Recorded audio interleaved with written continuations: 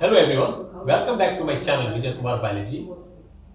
आज की वीडियो में हम लोग देखेंगे फोटोसिंथेसिस के विषय, जिसको हिंदी में कहते हैं प्रकाश संश्लेषण। प्रकाश संश्लेषण क्या होता है, इसको हम एक डेफिनेशन के द्वारा सीखेंगे, और अगर आप इस डेफिनेशन को अच्छे से समझ लेंगे तो ये कंप्लीट चैप्टर आपको बहुत अच्छी तरीके से समझ में आ जाएगा।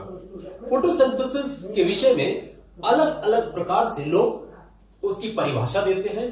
फोटोसिंथेसिस के बारे में बहुत सारे स्टूडेंट कहते हैं कि फोटोसिंथेसिस वो प्रोसेस होता है जिसमें कि प्लांट्स फूड मटेरियल तैयार करते हैं। सो केवल इतना कहना कि फोटोसिंथेसिस के द्वारा प्लांट्स फूड मटेरियल तैयार करते हैं, इट्स रॉन्ग, ये गलत है इस तरीके से कहना, क्योंकि फोटोसिंथेसिस में फूड मटेरियल प्लांट्स पूरा प्लांट नहीं करता है, लेकिन वे ही प्लांट करते हैं जो ग्रीन पार्ट होते हैं। कुछ प्लांट ड्राई भी होते हैं, तो कंप्लीट प्लांट कहना it's wrong, fully wrong.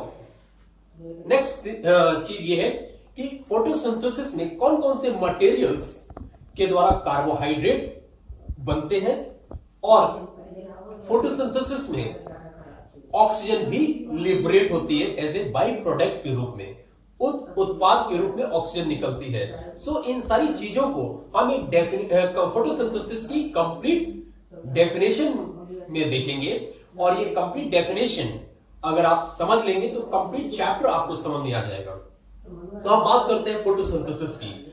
Let us see the definition of photosynthesis, the process in which green parts of the plant in the presence of sunlight prepares carbohydrates by taking raw materials, water, carbon dioxide and release oxygen as byproduct is known as photosynthesis.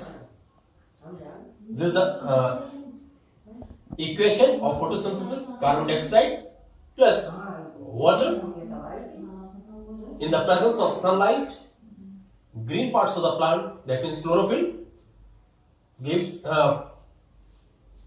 carbohydrate. C6H12O6 is carbohydrate, plus water and oxygen liberates, जो कि definition में मैंने आपको बताया था। और इसी चीज को हिंदी में देख लेते हैं। प्रकाश संश्लेषण वह क्रिया होती है जिसमें कि पौधे के हरे भाग कच्चे पदार्थों को लेकर वाटर तथा कार्बन डाइऑक्साइड, जल तथा कार्बन डाइऑक्साइड को लेकर कार्बोहाइड्रेट बनाते हैं, ऑक्सीजन को उत्पाद के रूप में निकालते हैं। इसको प्रकाश संश्लेषण क्रिया कहते हैं, और ये इसका समीकरण है। अब हम बात करते हैं development of the knowledge of photosynthesis. ये भी इंपॉर्टेंट है।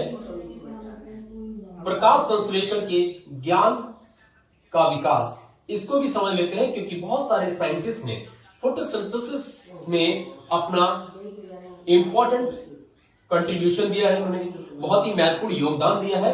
अलग अलग साइंटिस्ट ने अलग अलग काम इस फील्ड में किए हैं। तो सबसे पहले हम बात करते हैं एरिस्टोटल की। एरिस्टोटल 320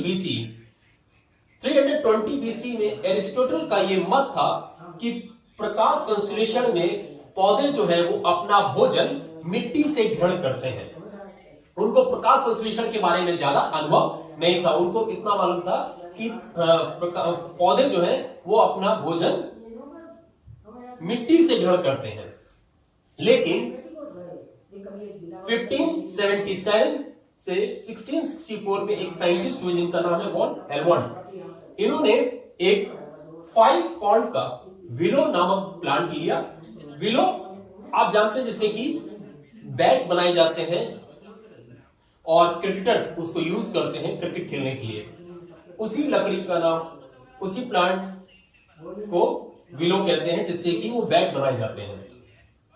इस प्लांट को विलो प्लांट को इन्होंने लिया, जिसका कि वेट था 5 पॉइंट, और 5 साल तक ये लगातार उसको पानी देते रहे। 5 साल के बाद में ये प्लांट जो है बढ़कर काफी बड़ा हो गया, और उसके बाद में वॉन हेलमंड ने फिर से उस प्लांट की जो सॉइल थी उसको निकाला, उसका वेट किया तो पता चला 199 ऑन्स उसमें मिट्टी थी। इसका मतलब बहुत कम मिट्टी यूज हुई है।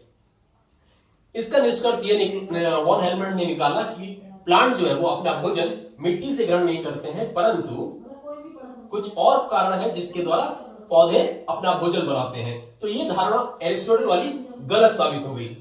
नाउ 1772 में जोसेफ प्रिस्टले नाम के वैज्ञानिक थे। इन्होंने क्या किया, इन्होंने इस चीज को प्रूव किया कि प्लांट जो है वो दूषित हवा को शुद्ध करते हैं।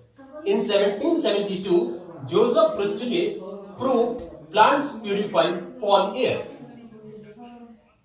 Next, Jean Senebier in 1782 proved that plants take impure carbon dioxide from the atmosphere and give out pure oxygen। 1782 में जीन सेनेवियर नाम के वैज्ञानिक थे जिन्होंने इस चीज को प्रूव किया कि पौधे, आप इसको कह सकते हैं कि हरे पौधे, पौधों के हरे भाग अशुद्ध कार्बन डाइऑक्साइड को लेते हैं और शुद्ध ऑक्सीजन को निकालते हैं। In 1837, Dutronchet proved that for photosynthesis chlorophyll is important। 1837 में ड्यूट्रोचेट ने इस चीज को प्रूव किया कि प्रकाश संश्लेषण के लिए क्लोरोफिल जो है ये महत्वपूर्ण है। अब हम बात करते हैं मिस्टर जेसी मैक्सवेल ने क्या किया था। In 1864 JC Maxwell proved that for photosynthesis sunlight is the source of energy. 1864 में जेसी मैक्सवेल ने इस चीज को प्रूव किया, सिद्ध किया कि ऊर्जा का जो स्रोत है जो प्रकाश संश्लेषण में चाहिए वो सूरज की रोशनी है।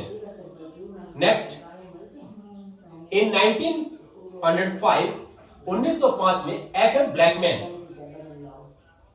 Discovered that in photosynthesis process there are two steps, light reactions and dark reactions. 1905 में एफ ब्लैकमैन नाम के वैज्ञानिक थे जिन्होंने इस चीज को बताया कि प्रकाश संश्लेषण में दो चरण होते हैं। नंबर 1 प्रकाश अभिक्रियाएं और नंबर 2 अप्रकाशीय अभिक्रियाएं। Next, in 1939 robin hill discovered photolysis of water. 1939 में रॉबिन हिल ने जल अपघटन के विषय में बताया था। 1954 में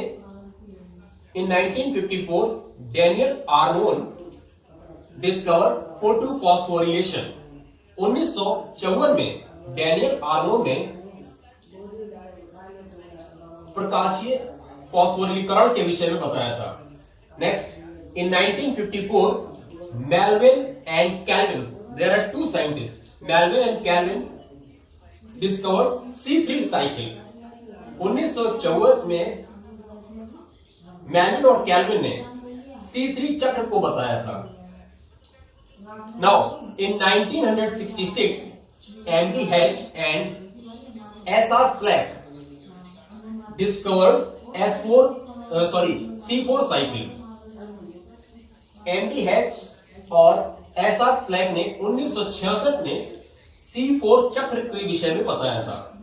सो ये development of the knowledge of photosynthesis के विषय में, कुछ साइंटिस्ट के विषय में मैंने आपको बताया कि क्या क्या इनका काम है। नेक्स्ट हमारा जो है site of photosynthesis in higher plants. उच्च पौधों में प्रकाश संश्लेषण का क्षेत्र, कहां कहां पर प्रकाश संश्लेषण होता है। अगर हम लोअर प्लांट्स की बात करते हैं तो लोअर प्लांट्स में फोटोसिंथेसिस जो होता है वो कंप्लीट प्लांट बॉडी में होता है, लेकिन हायर प्लांट्स में ऐसा नहीं होता। हायर प्लांट्स में फोटोसिंथेसिस जो होता है ये सेलेक्टेड टिश्यू में होता है, और ये सेलेक्टेड टिश्यू जो है वो मेसोफिल टिश्यू होता है। इस मेसोफिल टिश्यू के अंदर क्लोरोप्लास्ट पाया जाता है और ये क्लोरोप्लास्ट जो है, जिसके विषय में मैंने आपको सेल चैप्टर में बहुत अच्छे से बताया था क्लोरोप्लास्ट क्या होता है। शॉर्ट में इसको फिर से देख लेते हैं। क्लोरोप्लास्ट जो है ये लेंस शेप के होते हैं।